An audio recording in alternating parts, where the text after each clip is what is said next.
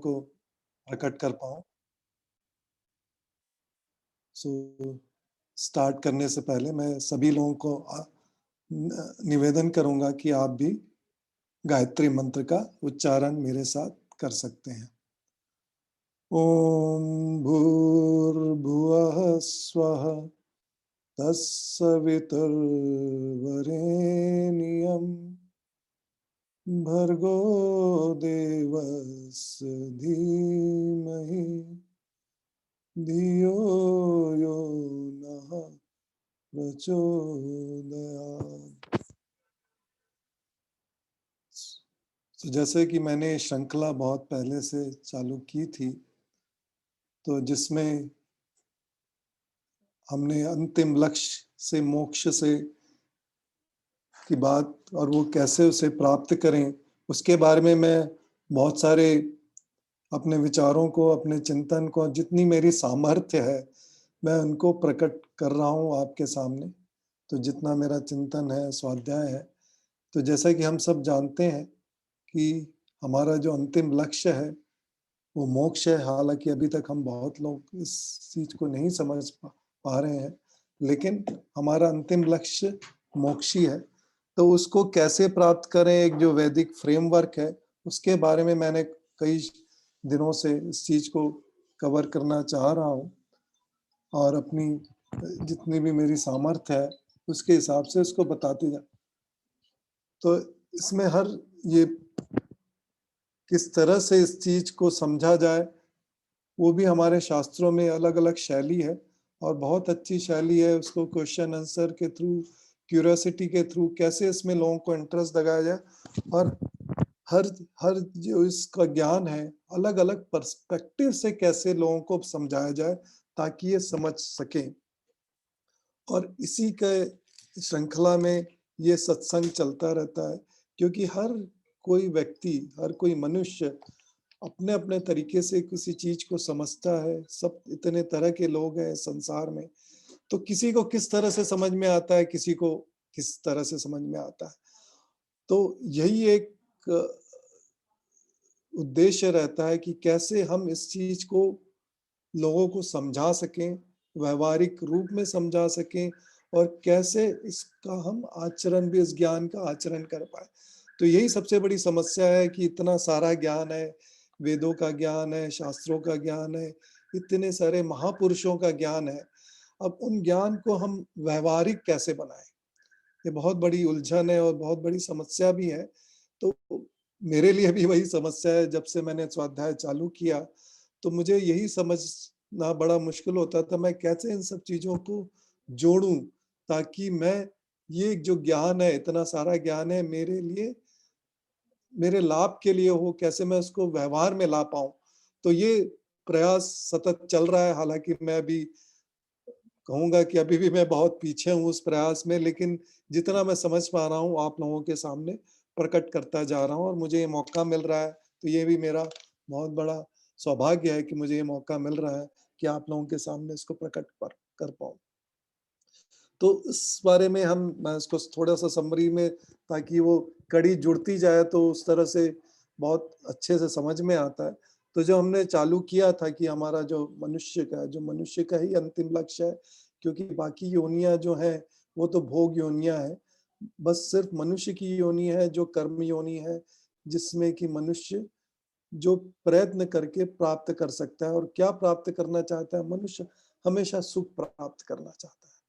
और और हमेशा दुःख से दूर रहना चाहता है और इसी को मोक्ष कहते हैं, अंतिम स्थिति जहाँ पे सब दुःख खत्म हो जाए और सिर्फ सुख ही सुख रहे, वो स्थिति प्राप्त करना चाहता है मनुष्य। तो ये वेदों में भी ऋषियों ने और ईश्वर ने बड़े स्पष्ट तरीके से कर दिया है कि मनुष्य का जो उद्देश्य है, अंतिम उद्देश्य है, इस स्थिति को प्राप्त करना, इस मोक्ष को प्राप्त करना, कि जिसमें इसका मतलब क्या है? इसका मतलब है कि सारे दुखों से मुक्त हो जाना, इसलिए इसे मुक्ति भी कहते हैं।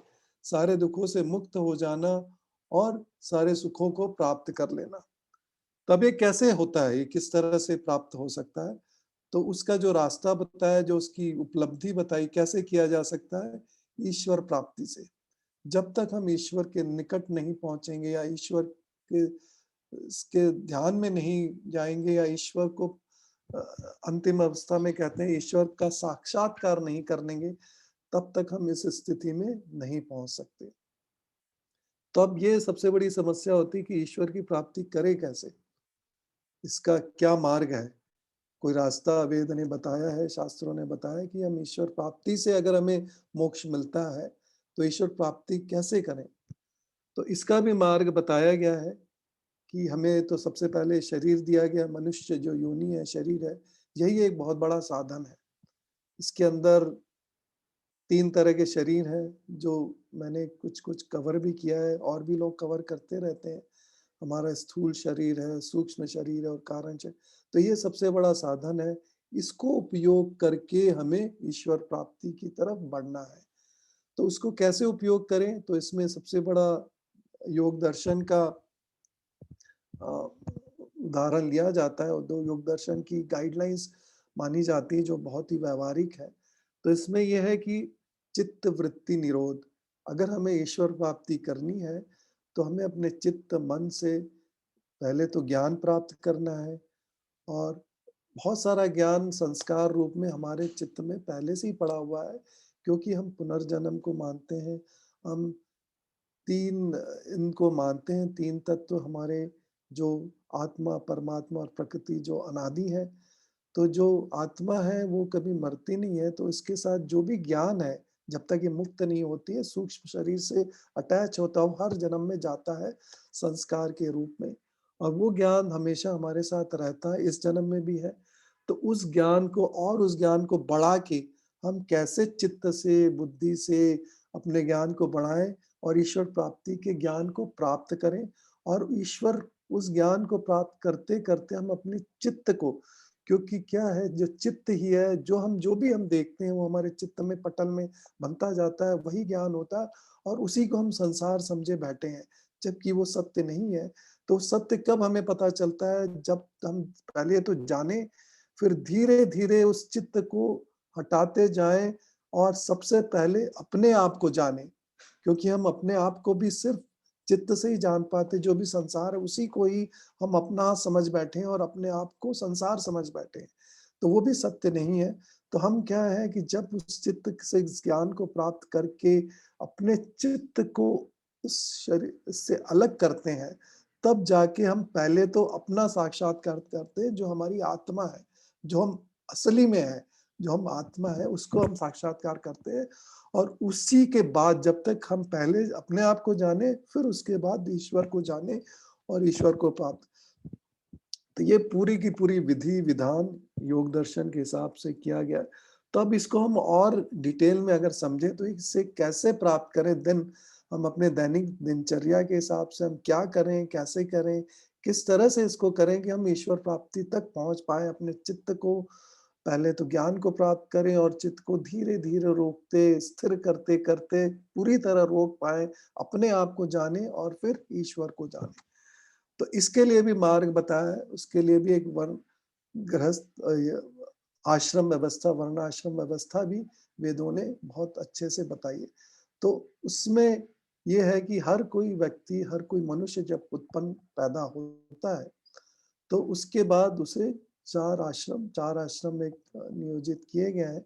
ब्रह्मचार्य आश्रम, गृहस्थ आश्रम और वानप्रस्थ और संन्यास आश्रम के द्वारा इन आश्रमों के द्वारा श्रम करते हुए ईश्वर की प्राप्ति कर सकता है, चित्त को रोक सकता है और मोक्ष को प्राप्त कर सकता है। तो इसमें भी 2 मार्ग हो जाते हैं कि बहुत सारे पुरुष, महापुरुष होते हैं, बड़े ज्ञानी होते हैं, क्योंकि उन्होंने बहुत जन्मों से बहुत मेहनत की है, ज्ञान प्राप्त किया है, तो उनकी प्रवृत्ति क्या है, जो संस्कारों का हमारा समूह होता है, उसके हिसाब से हमारी प्रवृत्ति बनती। जितने ज़्यादा संस्कार हमारे जिस तरह के होते हैं, वैसी हमारी प्रवृत्ति मतलब कि उस तरह के हम कर्म करने को प्रवृत्त होते हैं। उस तरह के कर्म हम करते हैं, क्योंकि बिना कर्म किए तो मनुष्य रह ही नहीं सकता है, इसलिए कर्म योनि भी है। तो कर्म तो करना ही है और वेदों ने बहुत स्पष्ट रूप से कर्म किया है, 100 वर्ष तक पुरुषार्थ करके कर्म करते हुए जिए। तो कर्म तो करना ही है, तो अब इसमें ये है कि ब्रह्मचर्य आश्रम के बाद भी कुछ व्यक्ति आपने देखे होंगे मनीष, वो सीधा संन्यास आश्रम में भी जा सकते हैं। तो बहुत उच्च कोटि का जिनका ज्ञान होता है, वैराग्य हो जाता है, तो वो ब्रह्मचर्य आश्रम से भी सीधा संन्यास आश्रम जाके अपने आप को मुक्त कर सकते हैं, मोक्ष प्राप्त कर सकते हैं ईश्वर प्राप्ति के द्वारा। लेकिन ये बहुत ही कम लोग होते हैं, विरले लोग होते हैं जो इस तरह का मार्ग अपनाते हैं। तो बाकी जो बहुसंख्या है, जो हम सब लोग हैं, जो समाज बनाते हैं, उनके लिए क्या गाइडलाइन है? उनके लिए है कि ब्रह्मचर्य आश्रम के बाद गृहस्थ आश्रम, वानप्रस्थ आश्रम और संन्यास आश्रम। ये रास्ते से चलें तो हम मोक्ष को प्राप्त कर सकते हैं। और अगर हम देखेंगे तो संसार में 80 क्या मेरे ख्याल से 95% लोग गृहस्थ आश्रम में प्रवेश करते ही हैं। और गृहस्थ आश्रम हम में से बहुत लोग शायद, क्योंकि बहुत ज़्यादा हम कई बार प्रवचन और वो सुनते हैं तो कई बार लगता है कि बहुत दुख भरा आश्रम है, बहुत मुश्किलों से भरा है। तो वो बात तो ज़रूर है कि बहुत मुश्किल वाला आश्रम है, बहुत ज़्यादा इसमें कष्ट भी झेलने पड़ते हैं, लेकिन बहुत ही इम्पोर्टेंट आश्रम है, बहुत ही प्रमुख, और ये आधार है सारे आश्रमों का। अगर गृहस्थ आश्रम ना हो तो ब्रह्मचर्य आश्रम, वानप्रस्थ, उसकी तो कोई संतति, कोई उसका कोई आधार ही नहीं है। तो सब आश्रमों का जो आधार है वो है गृहस्थ आश्रम। तो बहुत ही इम्पोर्टेंट श्रेष्ठ आश्रम है, सबसे बड़ा आश्रम है। तो ये बहुत सारी गलतफहमी हम में ये रहती है कि गृहस्थ आश्रम तो बहुत निचला है। ऐसा नहीं है। वेदों ने, शास्त्रों ने, हमारे ऋषि मुनियों ने, सबने गृहस्थ आश्रम की बहुत ही ज्यादा व्याख्या की है, और उसकी श्रेष्ठता को, ज्येष्ठता को, इवन महर्षि दयानंद जी ने भी इसके बारे में बहुत उच्च विचार प्रकट किए हैं कि इतना महत्वपूर्ण आश्रम, इतना श्रेष्ठ आश्रम कोई और आश्रम नहीं है। और सारे के सारे आश्रम की जननी गृहस्थ आश्रम है, और सारे के सारे आश्रम का पालन करने वाला गृहस्थ आश्रम। अगर गृहस्थ आश्रम ना हो तो ब्रह्मचर्य का पालन, ब्रह्मचारियों का पालन कौन करेगा? वानप्रस्थ कैसे होगा? सन्यासियों का पालन कैसे होगा? तो सबका आधार और सबका जो मेन वो है गृहस्थ आश्रम है। तो बहुत ही महत्वपूर्ण आश्रम है। और हम सब लोग मेरे ख्याल से जितने भी यहाँ पे सुन रहे हैं या देख रहे हैं, वो सब के सब हम गृहस्थ आश्रम में, तो हम बहुत ही सर्वश्रेष्ठ आश्रम में हैं। लेकिन समस्या ये है कि इतना, और ये आश्रम आधार है बाकी सारे आश्रमों का, लेकिन आज के जमाने में और आज के उसमें बहुत सी समस्याएं गृहस्थ आश्रम में आ चुकी हैं। वो हम वैदिक विचारधारा को पालन नहीं कर पा रहे हैं, वेदों के हिसाब से हम नहीं चल पा रहे, इसलिए बहुत सारे दुख भी हैं इस गृहस्थ आश्रम में, जिनको हमने अपने आप ही पैदा किया है। हम ही इसको अ, चला रहे हैं और उस दुख को बढ़ाते जा रहे हैं। लेकिन जो वेदों के हिसाब से अगर हम चलें तो सबसे सुख वाला आश्रम है। बहुत सारे सुख ये आश्रम देता है, और इसके द्वारा सारे आश्रमों का उत्थान होता है, और ये आधार है। तो अब इसको हम कैसे अच्छा बनाएं ताकि सारा का सारा संसार और बाकी सारे आश्रम भी सुधर पाए? तो ये बहुत बड़ी उलझन है, बहुत बड़ी समस्या है, हम सब जानना चाहते हैं।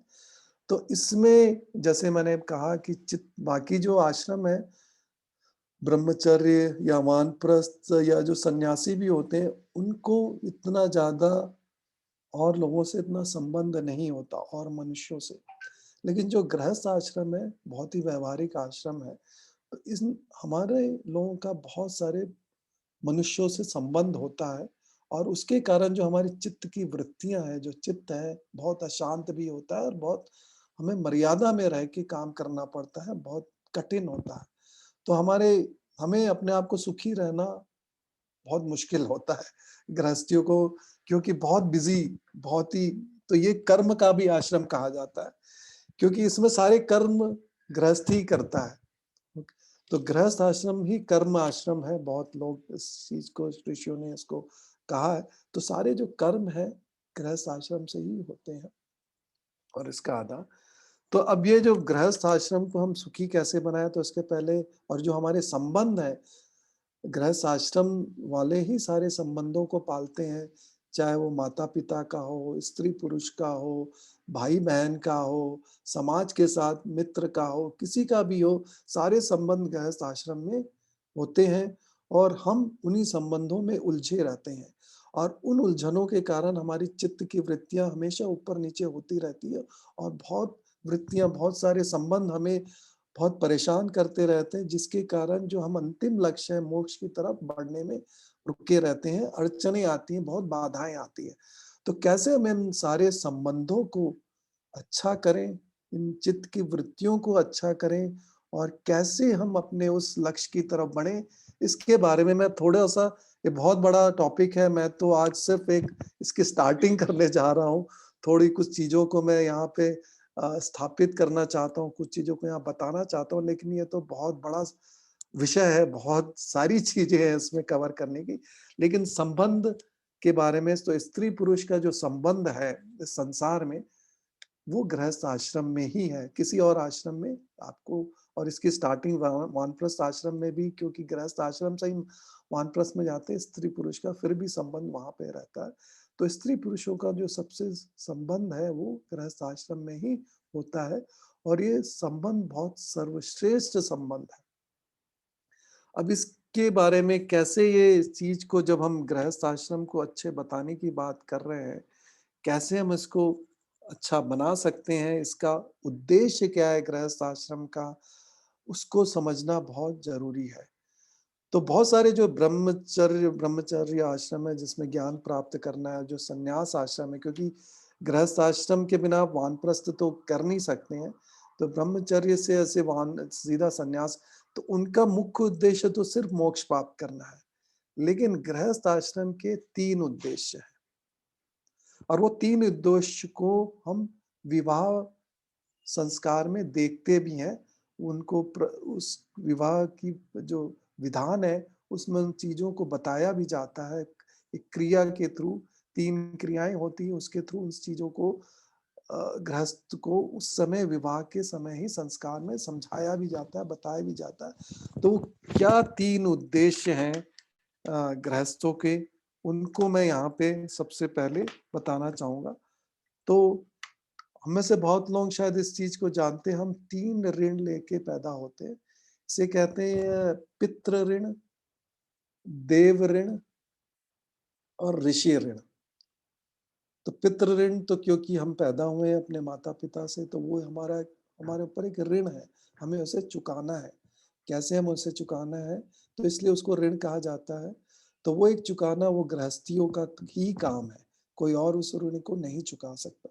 उसके बाद देव ऋण, क्योंकि हमारे पालन-पोषण में इतने सारे देव लगे हुए हैं, चाहे वो प्रकृति हो, चाहे वो दूसरे मनुष्य हों, पशु हों, जो भी हो, इतने सारे लोग हमारे पालन में हमें सहयोग करते हैं, हमें बड़ा होने में, हमारी वृद्धि में सब तरह का सहयोग होता है। तो वो सारे के सारे हम उन सब के ऋणी हैं और उस ऋण को भी हमें उतारना है, उसे हम देव ऋण कहते हैं। इसके अलावा हमें जितना ज्ञान मिला है, जितनी तरह की ऋषियों ने, महात्माओं ने हमको ज्ञान दिया है और मुक्ति की तरफ वो किया है, तो वो भी एक हमारा ऋण है, वो है ऋषि ऋण। और उस ऋषि ऋण को भी हमें उतारना है और ये सारे के सारे जो 3 ऋण हैं, सिर्फ गृहस्थ आश्रम में आके ही हम उतार सकते हैं। और तो इसीलिए यही 3 ऋण को उतारना एक 3 उद्देश्य हो जाता है और जो 3 उद्देश्य हैं, तो उसको मैं उस और तरीके से समझाऊँ तो आपको ये 3 उद्देश्य हैं। एक है वंश वृद्धि का उद्देश्य, जिसे हम संतानोत्पत्ति करते हैं, जिसके थ्रू हम पितृ ऋण को पूरा करते हैं। तो गृहस्थ आश्रम से ही हम संतानों की उत्पत्ति कर सकते हैं, किसी और आश्रम में ये प्रावधान नहीं है, विधान नहीं है। तो जो पितृ का ऋण हमें पूरा करना है, एक अच्छी संतान उत्पन्न करके।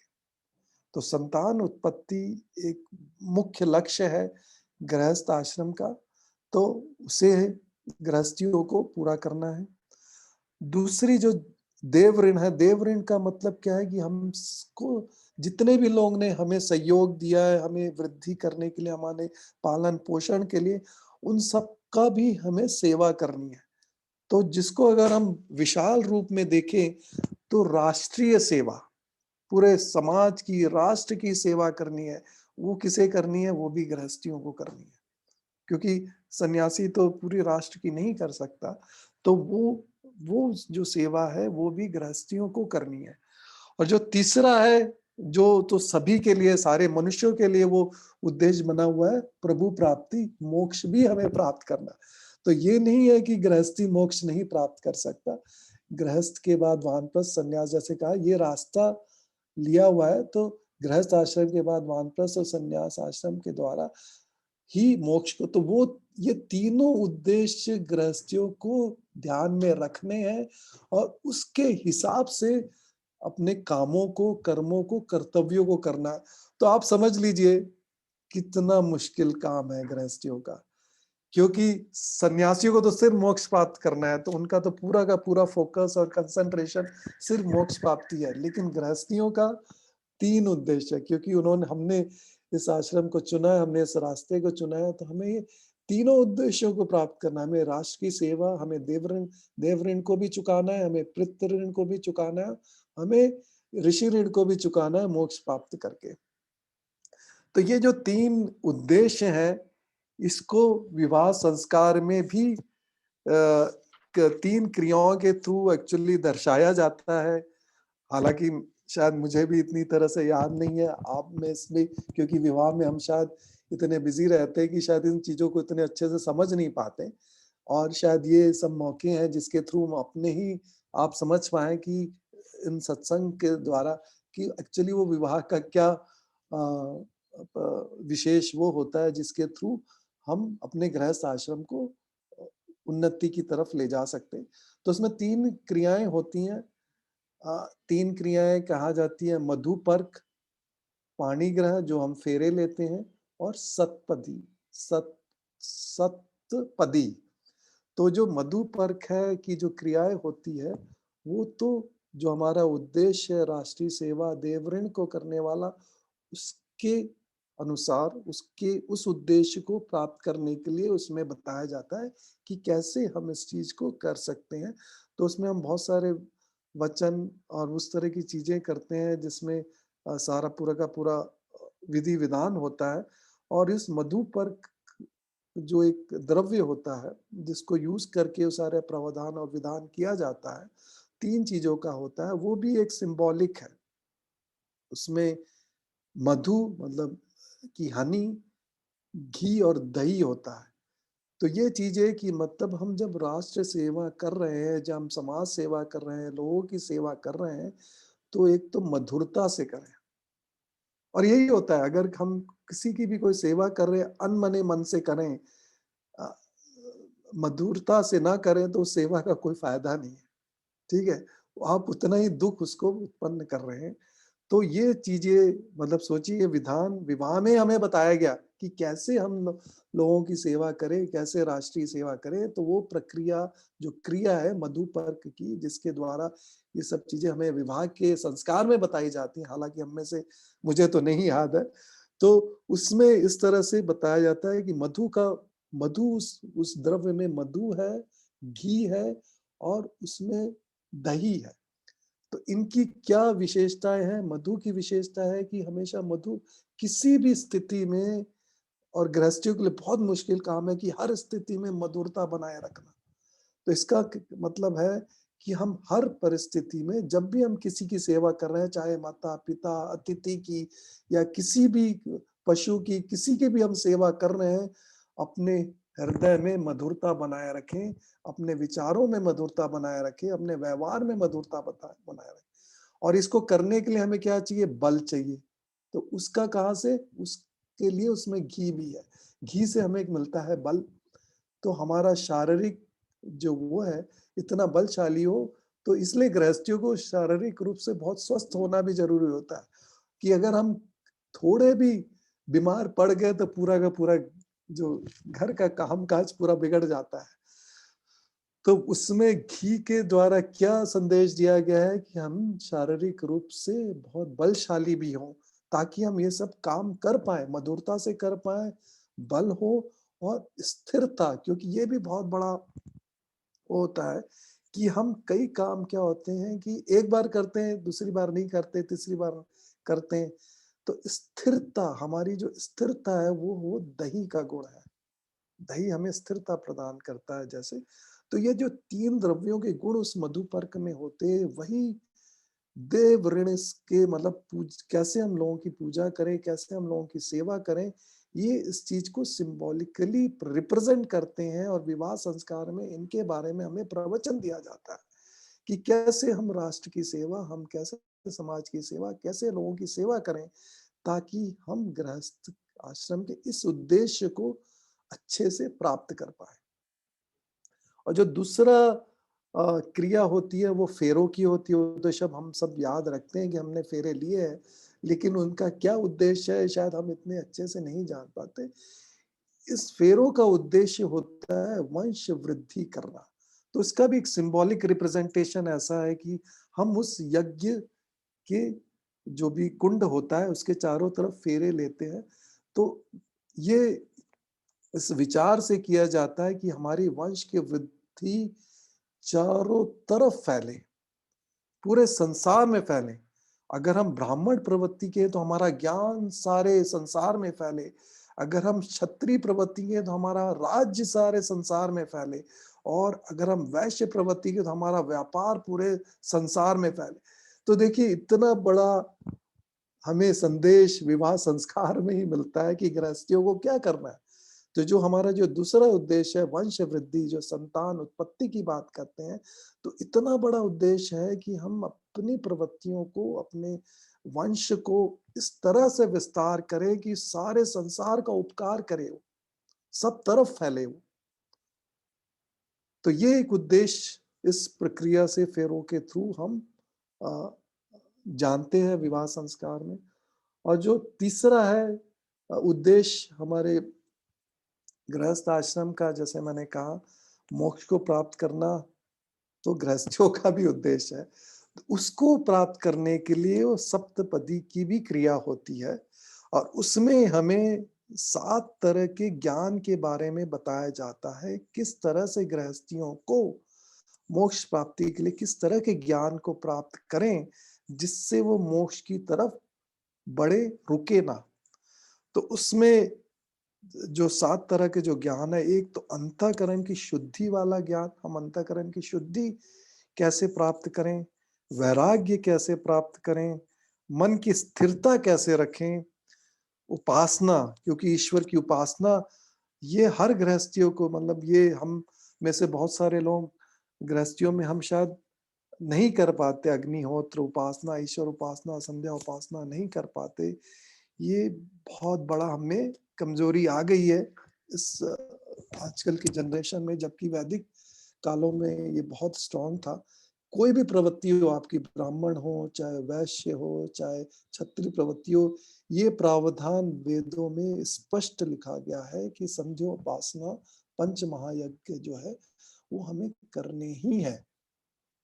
तो ये अंतःकरण हम कैसे शुद्ध रखें, गृहस्थी होके वैराग्य कैसे, वैराग्य का ये मतलब नहीं होता कि हम सब छोड़ें, अच्छी चीजों को कैसे हम अपनाएं और बुरी चीजों को कैसे हम छोड़ें, इसका हमें ज्ञान हो और उसको हम व्यवहार में लाएं। तो इसको भी जानना है गृहस्थियों को, मन को स्थिर रखना है, जो कि सबसे मुश्किल काम है, उसका भी ज्ञान हो, उपासना का ज्ञान हो, दुख की निवृत्ति का, दुख को कैसे हम दूर हो, सुख को कैसे प्राप्त करें और मुक्ति की तरफ कैसे। तो ये जो 7 ज्ञान है, उस सप्तपदी कहा जाता है, उसके बारे में भी गृहस्थी जाने और उस तरह से आचरण करे और तीनों उद्देश्यों को पूर्ण करे। तो इसमें स्त्री पुरुष का बहुत ज्यादा सहयोग चाहिए, क्योंकि ये अकेले करने वाले कर्म नहीं है, इसलिए बहुत मुश्किल है। स्त्री पुरुष का यहाँ पे जो संबंध है वो कैसा हो, उसको विवाह के शब्द से ही आप समझ सकते हैं। विशेष वाह मतलब चलना, विशेष रूप से चलना है, जो कि ब्रह्मचर्य आश्रम और वानप्रस्थ और गृहस्थ आश्रम से भी बहुत विशेष है, क्योंकि इसमें मर्यादाएं हैं। क्योंकि हम जब रिश्तों की बातें करते हैं, इतने संबंधों की बातें करते हैं, तो हमें मर्यादाएं रखनी पड़ती है। हम कुछ भी नहीं कर सकते, क्योंकि हमें सब लोगों को सुखी रखना है। गृहस्थियों का ये सबसे बड़ा उद्देश्य, जैसे इसमें कहा है हमने कि राष्ट्र सेवा करना है, तो राष्ट्र सेवा तो घर की, उससे अपने सास-ससुर की सेवा करना, अपने माता-पिता की सेवा करना, भाई-बहन को खुश रखना, अपने देवर-देवरानी, इतने सारे संबंध हैं। इन सबको मर्यादाओं में रह के पालन करना बहुत ही मुश्किल काम होता है। और इसीलिए अगर हम देखें इसमें कौन हमारा सबसे बड़ा महापुरुष है, तो हम मर्यादा पुरुषोत्तम रामचंद्र जी का नाम देते हैं, और उनकी आप जीवनी देखें, रामायण पढ़ें, तो आपको समझ में आता है ऐसी-ऐसी दुविधा वाली स्थितियों में भी रामचंद्र जी ने कैसे अपने व्यवहार को मर्यादा से बाँध के रखा और वो महापुरुष बने। गृहस्थी थे वो। अंत तक अगर हमने जितनी भी रामायण पढ़ी है, वो एक गृहस्थी थे, पूरी गृहस्थी उन्होंने, क्षत्रिय थे लेकिन क्षत्रिय गृहस्थी थी।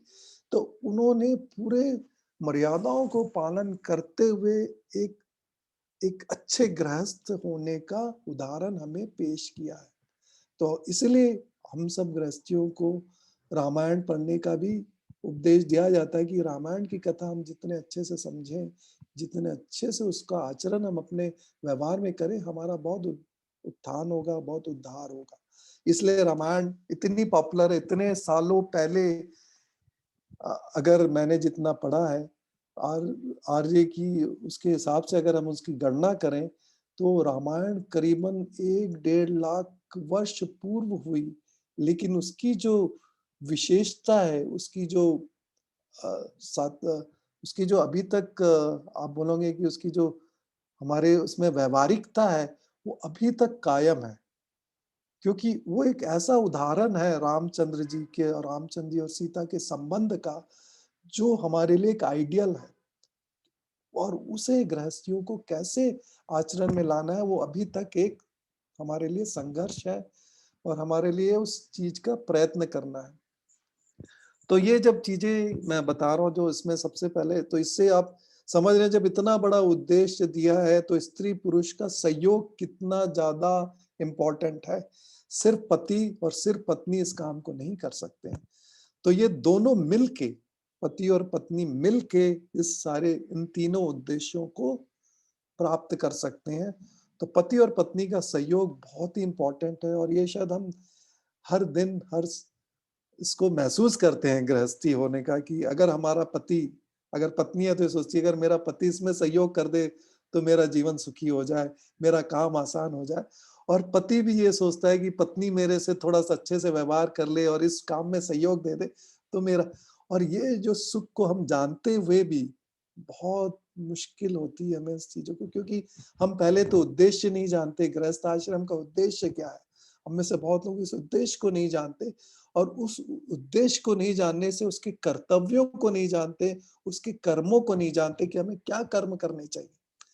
गृहस्थ आश्रम में किस तरह के कर्तव्यों को हमें करना चाहिए, किस तरह के कर्मों को करना चाहिए, वो हम नहीं जान पाते, और हमेशा कहीं न कहीं अनबन, खटपट और ये सारी चीज़ें हमारे जीवन में चलती रहती है, और हम इसको दुःख दुःख भरा आश्रम बना के रखा हुआ है, और हम इस आश्रम को बोलते हैं, अरे! तो बहुत ही मुश्किल जी का जंजाल है। इस और कई लोग अगर हम देखेंगे तो इन सब चीज़ों को देख के बहुत सारे जो ब्रह्मचर्य आश्रम से गृहस्थ आश्रम में प्रवेश करना चाहते हैं, वो बहुत डरे हुए रहते हैं। वो सोचते हैं कि नहीं, मैं गृहस्थी नहीं बनना चाहता, तो बहुत ही मुश्किल काम है, बहुत ही मुश्किल वाला है।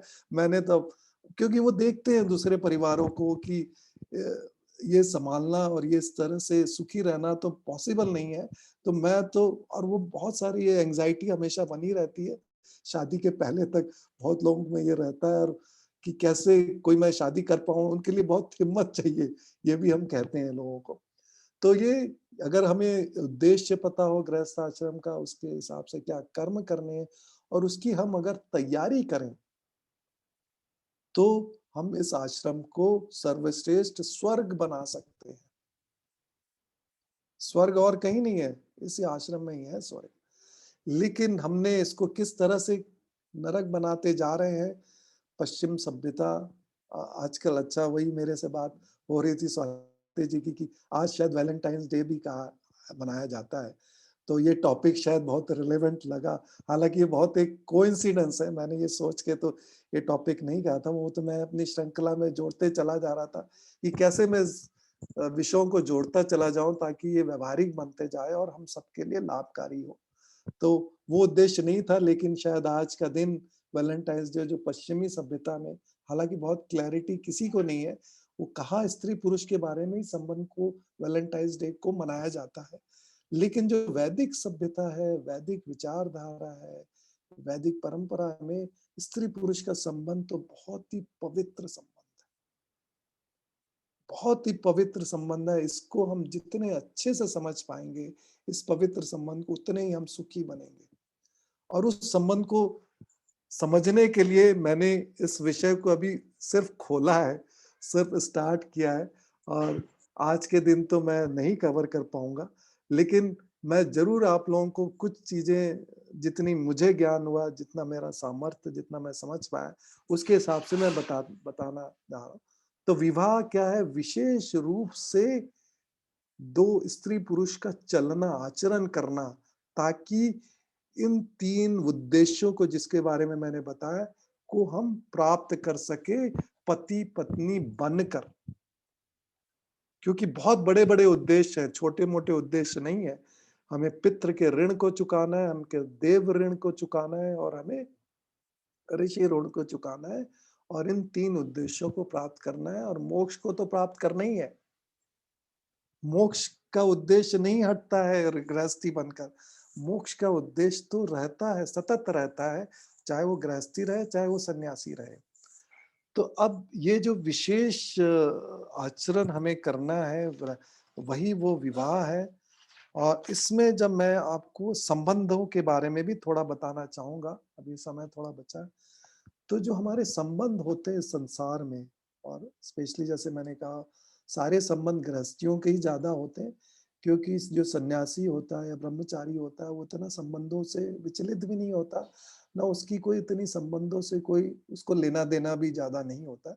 लेकिन हम गृहस्थियों को हर संबंध को सँभालना होता है, हर संबंध को सँभाल के अपने सुख के लिए भी रखना होता है और अपने उद्देश्य की प्राप्ति के लिए भी हमें संबंधों को प्राप्त करना होता है।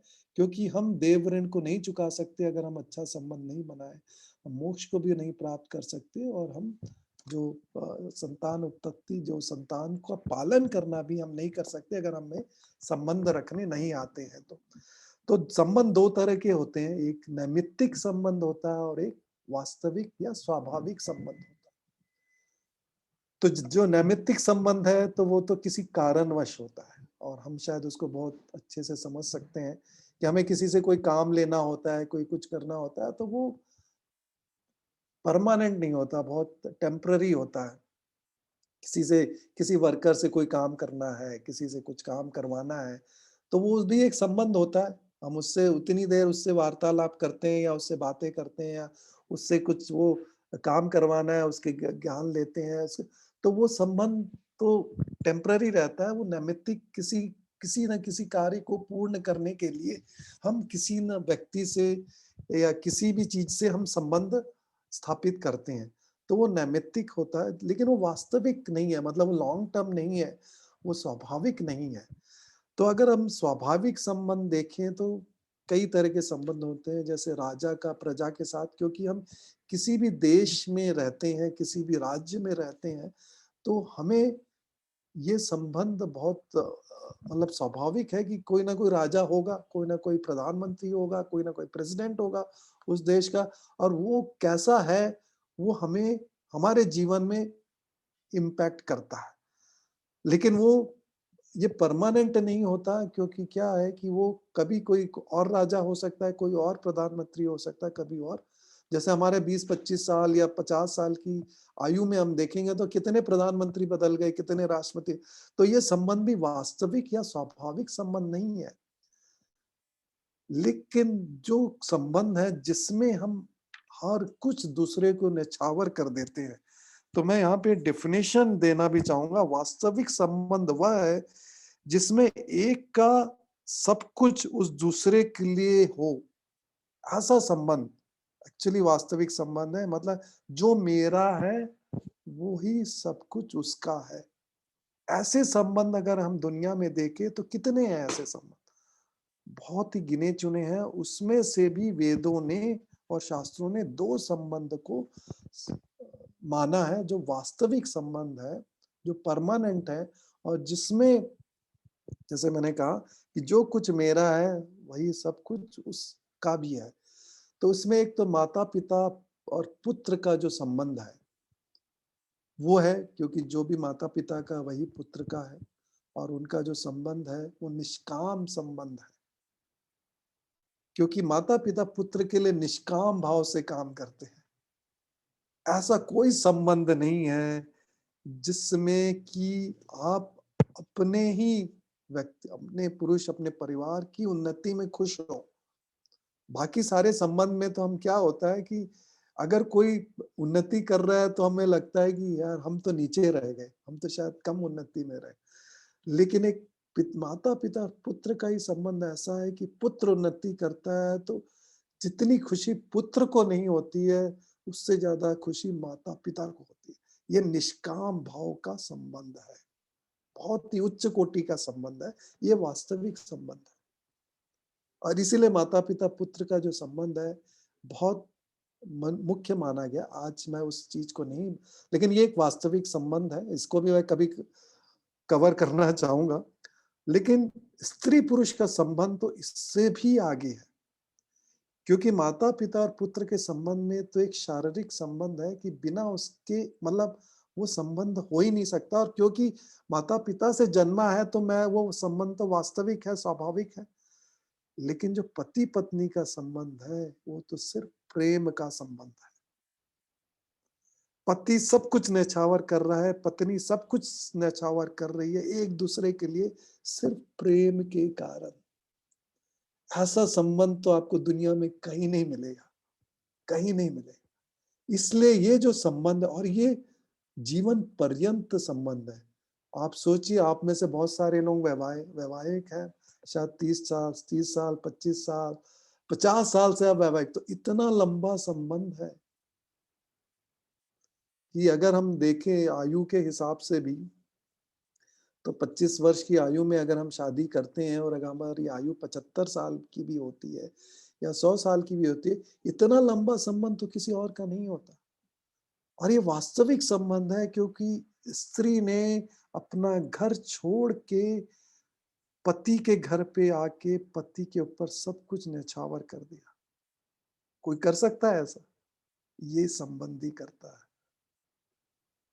ये त्याग और प्रेम का संबंध है। ऐसा संबंध, इतना पवित्र संबंध कोई और संबंध इस दुनिया में है ही नहीं। लेकिन हमने इसको बहुत ही व्यभिचार पूर्वक कर दिया है। व्यभिचार मतलब हमने जो इसका आदर्श है इस संबंध का, इसको हमने बहुत ज्यादा करप्ट कर दिया। और आज की संस्कृति में और आज की विचारधाराओं में देखे तो स्त्री पुरुष का संबंध पूरी तरह से भोग के लिए और भोग प्रवृत्ति के हिसाब से चला गया है, जिसने इस संबंध की पवित्रता को हिला दिया है। जबकि वैदिक परंपरा, वैदिक विचारधारा में पति पत्नी का संबंध, स्त्री पुरुष का संबंध बहुत ही पवित्र संबंध है। उस पवित्रता को हमने खो दिया है कहीं ना कहीं अपनी इन संस्कृतियों में। बहुत सारा इसका रोल पाश्चात्य संस्कृति का है कि जिसमें जिस संस्कृति ने उस इसकी इम्पोर्टेंस अभी तक समझी नहीं है, वो तो अभी तक भोग विलास में स्त्री पुरुष को देखते हैं। जबकि वैदिक संस्कृति, वेदों ने तो इसको एक पवित्र संबंध कहा है। 3 उद्देश्यों की प्राप्ति के लिए इस स्त्री पुरुष का संबंध है और बहुत ऊंचे उद्देश्य है। उनको प्राप्त करने के लिए स्त्री पुरुष का संबंध है।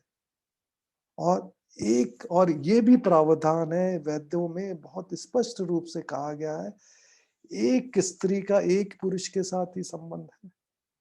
ऐसी पवित्रता है कि स्त्री अगर विवाहित हो, विवाह कर लिया है, वो किसी और पुरुष के साथ संबंध नहीं कर सकती। यही अवस्था पुरुष के लिए भी है। पुरुष ने विवाह कर लिया है तो एक ही स्त्री, वही सब कुछ है। ऐसी पवित्रता आपको किसी और संस्कृति में नहीं मिलेगी, कहीं और नहीं मिलेगी।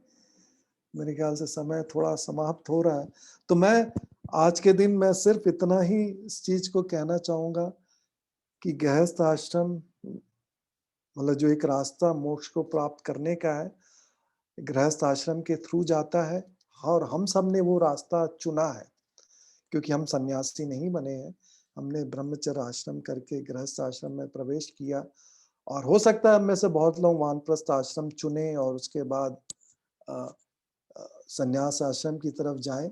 लेकिन गृहस्थ आश्रम को उच्च कोटि का आश्रम पहले तो समझें हम, और ये उच्च कोटि का आश्रम है वेदों के हिसाब से, शास्त्रों के हिसाब से। इसके 3 उद्देश्यों को मैंने आज आपके सामने किया कि क्या उद्देश्यों को प्राप्त करना है गृहस्थ आश्रम के थ्रू, और उनके हिसाब से स्त्री पुरुष का संबंध कैसा हो, उसके बारे में मैंने अभी सिर्फ विचार, मतलब ये तो स्टार्टिंग है, और कैसे इसको और आगे मैं विचारधाराओं को कैसे मैं और आगे कवर कर पाऊंगा, मैं आप लोगों से भी सहयोग चाहूंगा कि आप जो भी क्वेश्चंस हैं, मैं इस ग्रुप में, आर्य समाज इंदिरा ग्रुप में हूँ, आप उसमें क्वेश्चंस या तो ग्रुप में डाल सकते हैं या मुझे प्राइवेटली भी भेज सकते हैं, ताकि मैं उन सब चीजों को कवर कर पाऊं।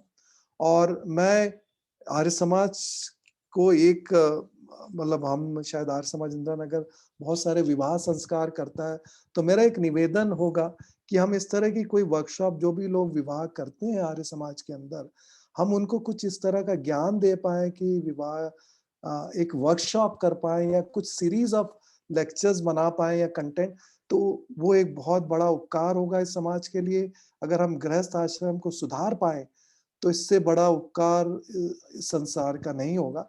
तो मैं इसमें मुझे नहीं पता आप में से कितने लोगों ने किताबें पढ़ी हैं, मैं 2 किताबों का रेफरेंस दूंगा, ये आपको शायद उल्टी दिख रही है, पता नहीं। तो ये 2 किताबें हैं, बहुत पुरानी किताबें हैं। एक किताब है, इसका नाम है गृहस्थ सुधार। इसको लिखा है वीतराग महात्मा प्रभु आश्रित जी ने, 100 साल मतलब शायद काफी सालों पहले लिखा है।